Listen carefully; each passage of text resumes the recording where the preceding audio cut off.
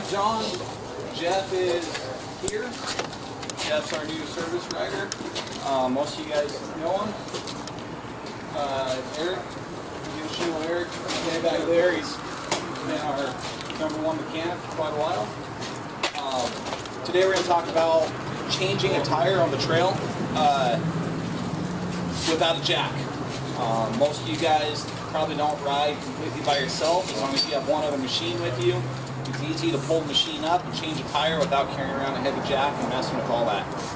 We're also going to plug a tire. Most of you guys are probably familiar. I think Dennis is going to volunteer and show us how to plug a tire today. Boy. How many slugs? Right. We'll touch on the radio etiquette. You know, kind of first off. Most all you guys, well, a lot of you guys have radios. Super handy to have. Biggest thing is check that they're working prior to your ride. You know, do a radio test, make sure they're on, working, volumes are set correctly. We see all kinds of things like, you know, somebody saying the radio's not working and they got their volume turned all the way down and they don't realize it. So everyone's trying to troubleshoot it and it's just a volume issue. Or check that your antenna is tight on the roof. Those things vibrate, they come loose. Make sure it's snug. Don't over tighten it, but just make sure it's on there and tight. Make sure your channel is set the same as everyone else's. Biggest thing is radios for emergency use. Don't be, it's for, hey, I got a flat tire. Hey, we need to stop. Nothing more annoying than being on a ride with 10 people and everyone's talking about what they did last Sunday and then everyone else has to chime in and put in their own comment and, you know, especially if you're somebody who likes to listen to music, you never get a chance to hear it. So, you know, try to limit the radio talk to necessities. That's what they're there for, is emergencies and stuff that you need to relay onto the group.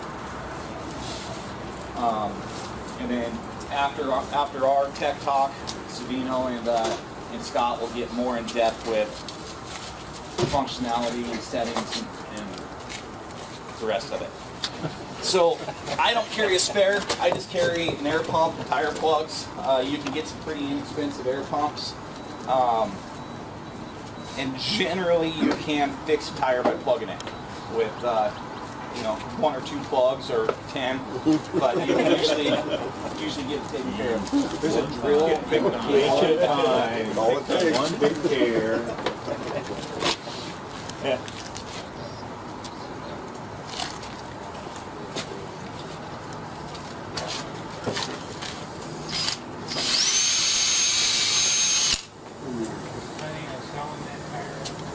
Yeah, John, for you. $150 for you, buddy. It's on sale. Discounted. Went up. That's right. So generally you're going to have a nail, a stick, screw, something in there. Sometimes you can just need puncture from a stick or something. I usually use some water. Try to air the tire up. You can usually find the leak, find the bubbles with some water or something. And then you can get these tire tool kits anywhere. We usually sell them here.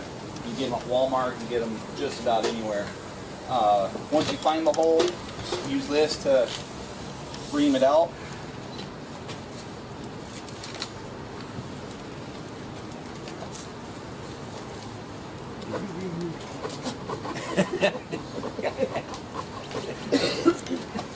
Obviously, you get your plug in the tool.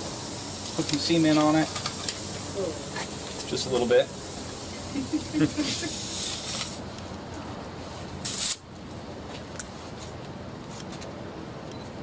Takes a little work. And push it all the way through. Push it all. Right. A lot of times, once it gets through, you end up pushing the whole thing in. So just kind of go easy. And then when you can pull this out, you gotta be kind of quick about it, so it doesn't pull the plug out with it. Oh. Sometimes I'll even take some extra cement and pour on or around it, and then you can see if it's still bubbling, or that cement will help seal it. Want to try it? Bubbles coming out of there or not? Nope. It might, just a couple small ones at first until that cement sets up. So it's probably fine. So that's okay. Whatever we need to do, you want it like that. Okay. Okay. And then this goes through here. Or do you open it up Nope, somehow? nope. You squeeze this in, and then you put that through, just like putting a thread through a needle, just a little Oh, I fatter. need my glasses. Well, it's not that small. Okay, now go ahead and pull that in through. Yep, just keep wiggling it back and forth. Go about halfway. There you go. Okay, so you've got it set. Okay. So now let's go ahead and we'll do this. It'll be probably a little bit easier depending on the size. So do you do this Push, a little yep. bit? Do you wiggle it all the Yep, way? and all the way down. If you get a really good one, you don't need that tool. Yeah, you will. Yeah, if you get a real good hole, you won't need it, but that just helps clean it up. Slowly. There you go. So you'll hit yourself. Yeah. And then, no, this is my home. I know, but all the family and everybody's around there. They're in Colorado, so. I lived there for 4 or 5 morning. Go ahead. I lived there for 4 years. I was at school. Oh, the university. Okay, yeah. It's a small hole, so it's actually. Keep going. You're getting there. There you Super. Go. Almost. Go on slow. Real fast. Pull out fast. There you go. If it's a small hole like that just takes one plug and it's not in the sidewall, I've had tires for, I mean, a lot of miles that I run. I mean, I've never had a set of tires that didn't have plugs. Obviously, the first thing you would do is crack your lug nuts loose. Let's say we got a flat tire here, or in the front. If it's a back tire, and you forget to crack them loose first, it doesn't matter because you're in park and the tire is not going to turn. If it's a front tire, you do need to loosen your lug nuts first, otherwise you're going to be fighting it. So you get your lug nuts loose, you make sure the car is in park.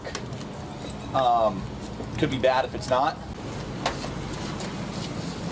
Depending on the cage and the roof design, I like to grab the machine from the other side. That way it's got leverage to pull it over.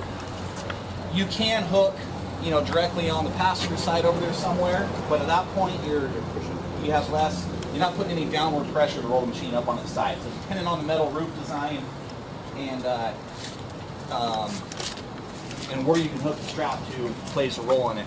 So this is James' machine, so I'm not worried about tearing up the roof, so I'm going to hook it over here.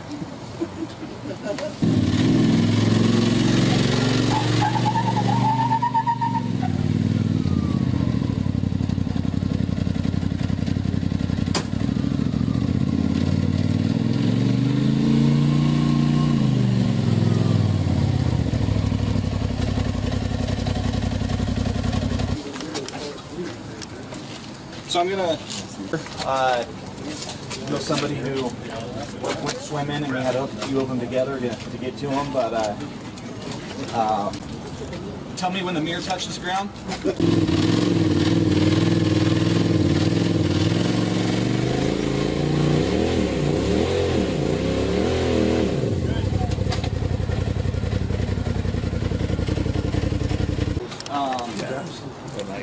In low range, that machine was slipping the belt a little bit. You guys probably noticed that.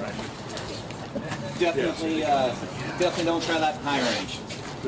What you don't want to do with the winch is, one, if you have the winch hooked up, you don't want to put the machine in reverse and try to pull in reverse. That's not good. Secondly, you don't want to, same thing, you don't want to spike load or jerk that winch line. So you want to put the machine in park or neutral, put the foot on the brake, and just use the motor. Always stand clear of those straps. If that strap were to come loose and break, it's going, it's either going that way or back at you. So while you're pulling it over, while you're working on it, try to stand off to the sides.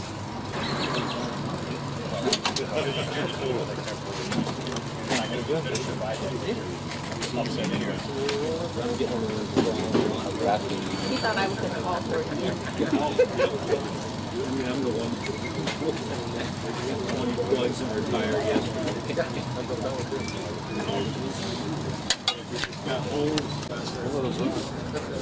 There's what, $60? I think we something like that. I'll have to look. I'll have to look at it. But yeah. We've created a pre-ride checklist. One of the biggest things, one of my pet peeves is tire pressure. None of these tires hold air perfectly. You let them sit for a couple weeks, they're going to be down a couple pounds. You got one front tire that's at 13 and the other one's at 16, and you're going to notice that driving. You get on pavement, you're going to notice it pull in one direction. Every ride, every day, I check my tire pressure. You can buy a little slime tire pressure gauge, you know, again, Walmart, anywhere. Check your tire pressure every ride.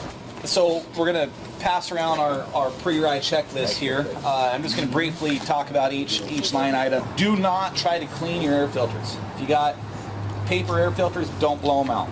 We have multiple examples of guys who blow them out from the inside out, and it blows. It's hard to explain, but it blows the dirt back inside of that air filter, and then it will dust the engine. When air filter is dirty, for the 40 bucks, however much they are, replace the tanks. It seems like we have almost one engine a month in here tore apart for rebuild, and it's 90% of the time from dirt ingestion. So for $40, replace the air filter. Every time you pull that air filter and it's got a cloud of dust, the dust that's not the heavy sand that's falling to the ground, but the cloud of dust that you breathe in, you're blowing back inside of that filter. Wheels and tires. Again, check your tire pressure every ride, every day. If I'm on a 3-day weekend ride, every morning I'm going to check my tire pressure. I don't grab a torque wrench and torque my lug nuts every ride. But I know that when I installed them the first time, they were torqued. So if you're a do-it-yourself guy and you've had your wheels and tires off, yeah, make sure they're torqued properly. What's the torque like? It depends on the machine. Generally, Can-Am X3s are 110 foot-pounds. Polaris Racer 1000s with a 12 mil stud are 120 foot-pounds. The older Mavericks with a 10 mil stud and older Racers like 75. So it really depends on the machine. But they do need to be torqued properly, and you do need to take a look at them. Like I said, you don't need to torque them every ride, but just make sure they've been torqued once, and then take a look at them. Check your engine oil. Pretty basic. Before you ride, just check the oil. You never know if you sprung a leak somewhere, hit a rock, cracked the oil pan, got a stick. I mean, there's a lot of things that can happen. This 60-watt radio, I've reached out 118 miles, okay? So if you're out there and you're saying foul language or you're talking about somebody, the world is hearing you. So be careful about that. But one of the biggest things is if you're on one of the trail rides, one of the reasons we post for the club, particularly, we post what the frequency is going to be for that ride that group that you're in, is that so the leader, the middle person, the tail gunner already know that frequency. It's for the other people so they can monitor it for safety reasons. If you're going along and that leader, and if you're out there riding with 5 of your friends out there somewhere, and that leader says that there's a car coming the opposite way, fast speeds, if you have the radio, you can hear it and you can move over because you're most likely out of the dust trying to stay aside, and it's not safe. So pay attention to that, but if you're on the radio talking, the leader can't talk over you, okay? You're talking, so make it short bursts when you're talking. Don't make a long conversation out of it. Make short bursts and then have fun with it. That's one of the biggest reasons. The other reason is that if you say that let's say I'm doing a ride and I'm out there and I say I'm turning left out of the wash. Okay? Don't say that, because unless you have left out of the wash at the corral, something like that, because the group might have been spread out 2 miles and you see a turn out of the wash left, you're staying back out of the dust so you don't see that guy in front of you. So you're saying, well, they said left out of the wash, and you turn out of the wash and you're out on your own somewhere. So make sure that when you're, as a leader, you're telling the group that left out of the wash at a certain spot, or mile such and such when you zero your odometer out. So that matters, okay?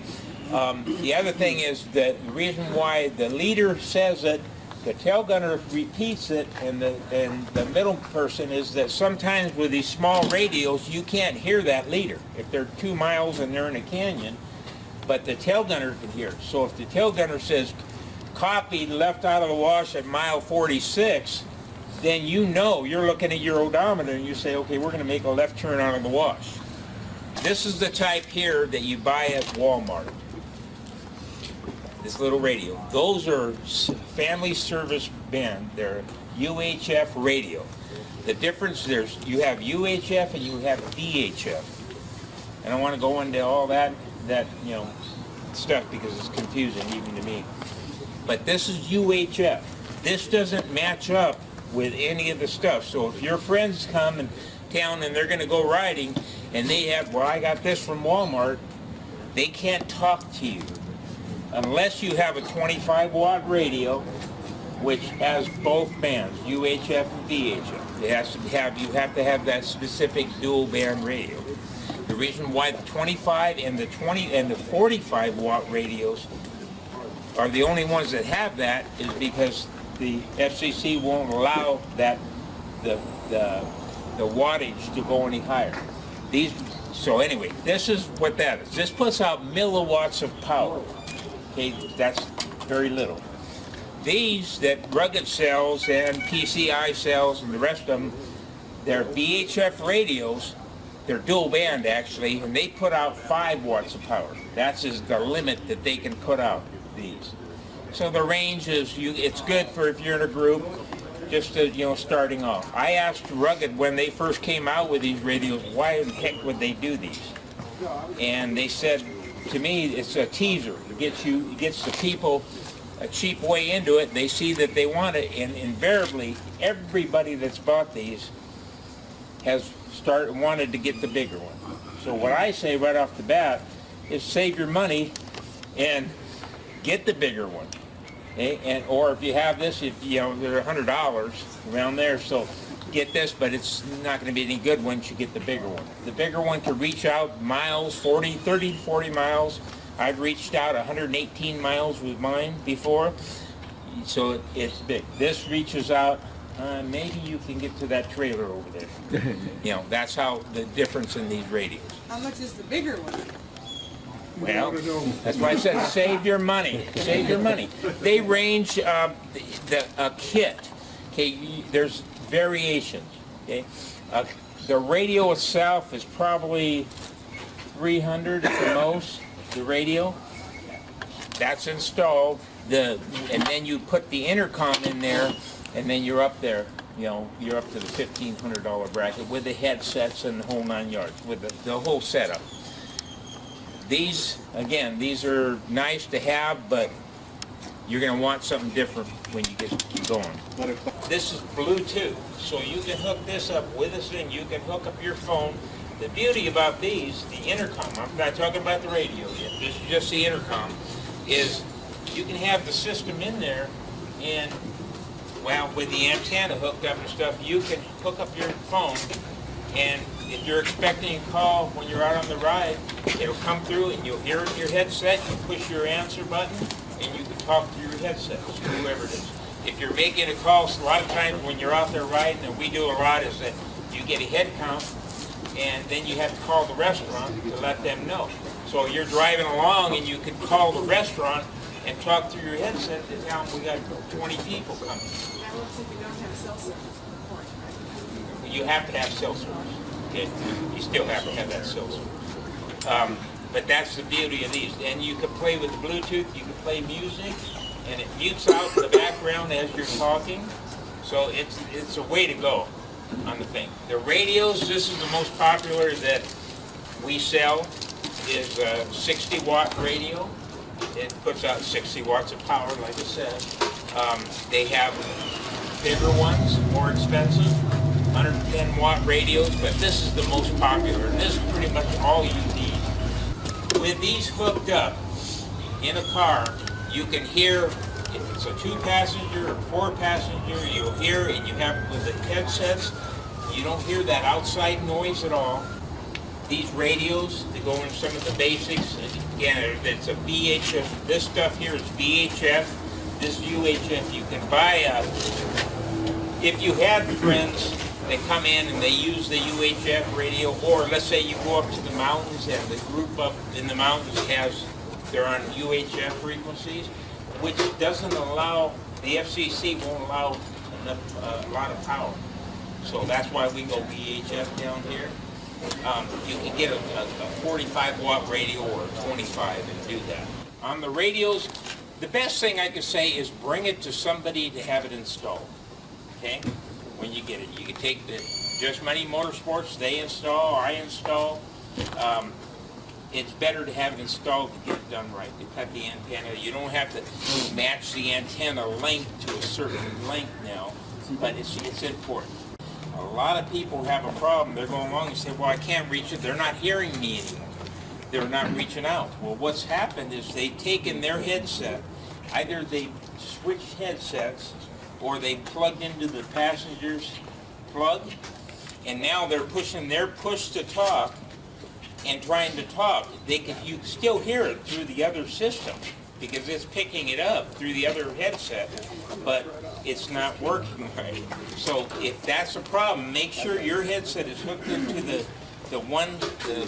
plug that matches the steering wheel or the drive for the push to talk. That's important to have it there. Otherwise, if it's switched, then you get a real weak signal.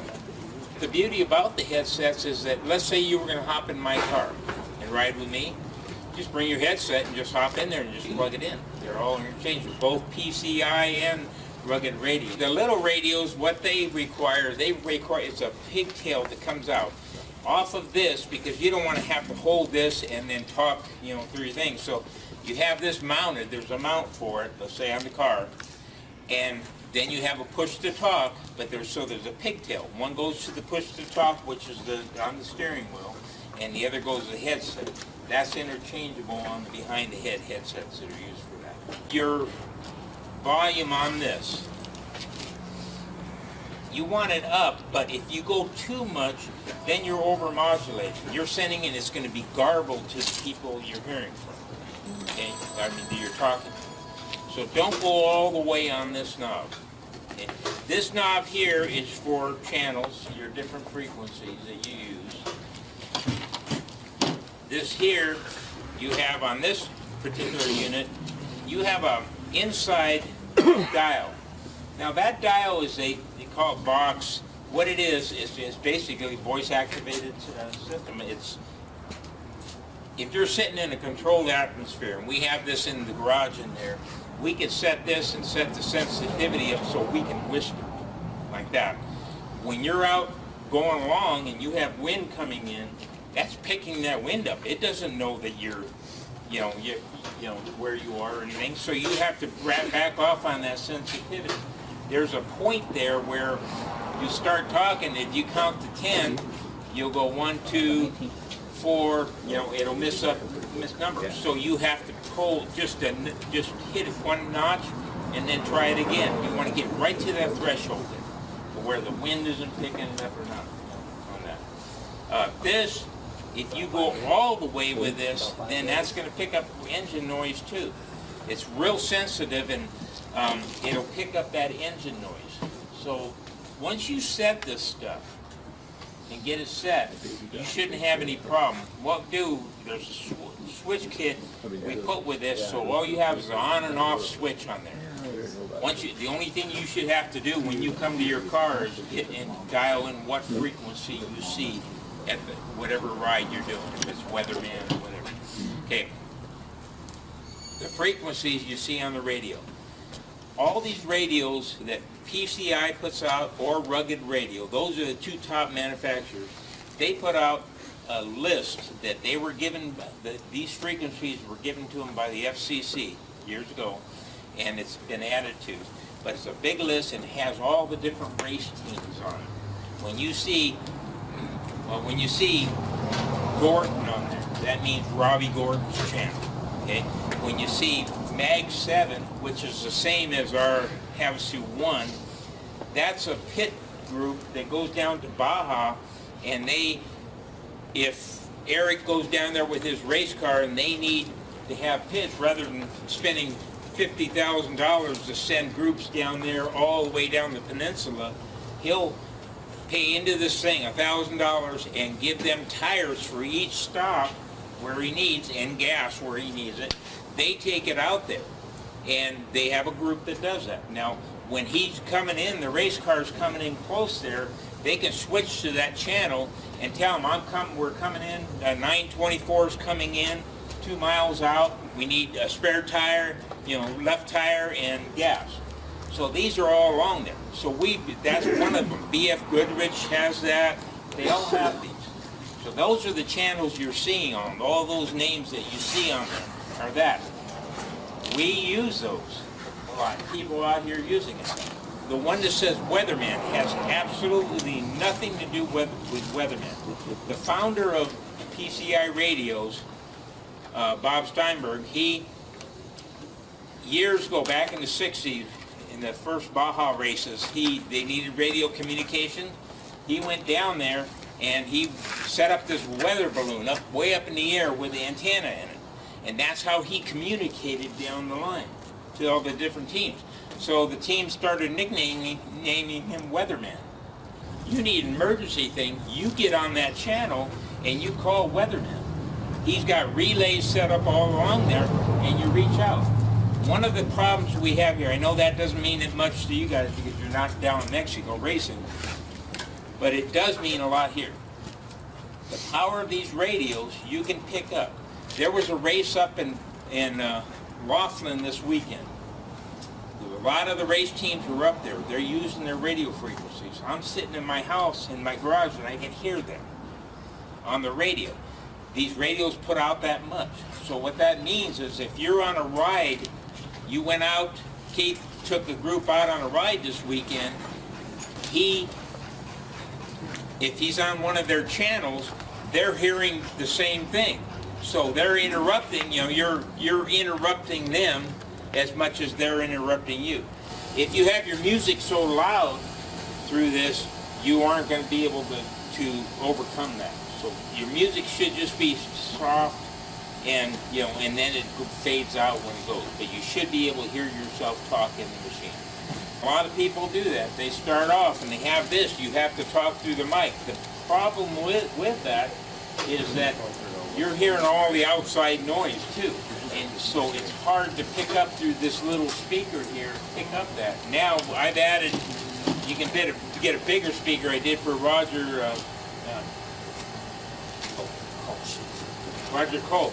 I put a big speaker right behind his ear there, off of this unit to start with. Then he went in, it's $1,500 or whatever. That's a lot of money to spend on this stuff. But it's worth it, and you can build up as long as you have the right stuff to start with to build up. And you just start getting up there, and before you know you have it. The beauty of the helmets, now you can add in the best way to go is the pumper helmet. And what that is a blower with a filter, and you have a hose coming in. That's got one. He's got one on there. He's got the blower and the filter and the hose. You put that on there and you're in this controlled environment. That dust just doesn't exist. You're right, you could be right up on a car and no dust at all. You get out and you're clean, you're breathing clean. It's so good. So that's the best way, and the radios hook up right to it. So you have the radios, you have the blower, and it's the best way to go. This is what the helmets look like. So you're in a space type, you're in this, there's a skirt that goes around this and puts down. When I used to race, I take it in the warm races and stuff, that skirt, I put it inside my driver's suit, and that air from here would blow down through my suit and keep me cool. So it works out good. So with that, the hose hooks up, and that's the best way to go with it. Eliminates a lot of engine noise and outside noise. Oh yeah, you're in your own environment. In fact, I liked it because I heard this little, the air breathing, almost like a sea breeze type thing, and it puts you in your own environment. Yes. $40 for the extension that goes here, or you can have the wire coming here. But that's, by the time you did all the other, like John said, the windshield, everything like this way, and you're in this controlled environment the whole time. And they've come out over the years. One of the reasons I went to a headset years ago is that because my neck, I got plates in my neck, it was just too dang heavy. But these are so light now that they're so light. John, $500. I know.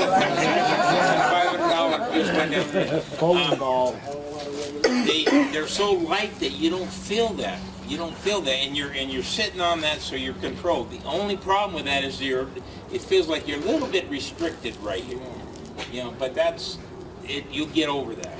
And if you're riding in California, you have to wear a helmet. So you need it anyway.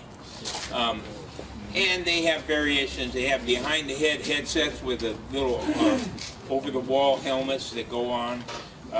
Kids in this state, anybody under the age of 17 has to have a helmet on. I don't care if the kid is this big in the car. It's ridiculous law, I think, because, you know, little kids I can see, but you have to wear it.